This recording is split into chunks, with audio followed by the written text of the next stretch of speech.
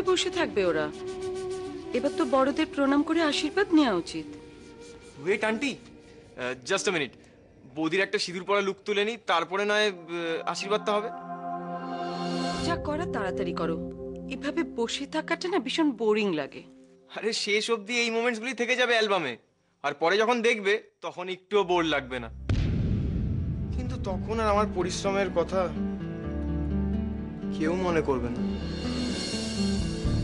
এই তোমরা একটু দাঁড়াও তো, তোমরা সব ভাই বোনের এদিকে এসো তো, একটা পিকচার তুলি তোমাদের। হ্যাঁ এটা চলো, তাড়াতাড়ি তাড়াতাড়ি আসো, পিছো। হ্যাঁ একটু জেঠু একটু এদিক করে।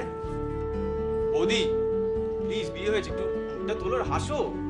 দাদা ক্লোজে আয়। হ্যাঁ হ্যাঁ, স্মাইল স্মাইল। এই তো, আরেকটা হবে আরেকটা হবে, ক্লোজে। দাদা প্লিজ। অনেক ফটো তোলা হয়েছে, বাস এবার বন্ধ করো। এখন আর মন খারাপ করে কোনো লাভ আছে? বিয়েটা তো আলটিমেটলি হয়েই গেল। সেদিনকে তো আমার কথা পাত্তাই দিলেন না বাবা। শুধু শুধু চ্যালেঞ্জটা নিলেন।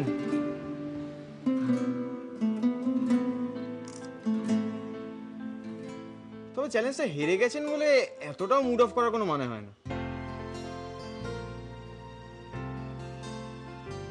Wait wait wait wait wait, hold hold. একটা পোর্ট্রেট নিয়ে এইটা, আরেকটা আরেকটা।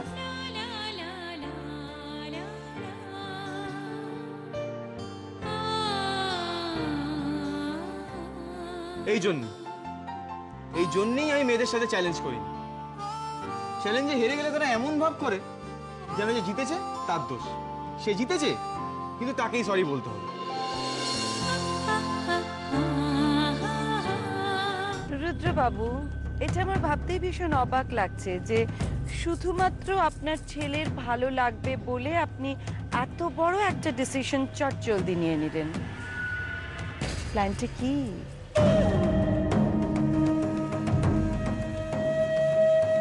আমাকে বলতে পারেন, আপনি নিশ্চিন্তে বলতে পারেন।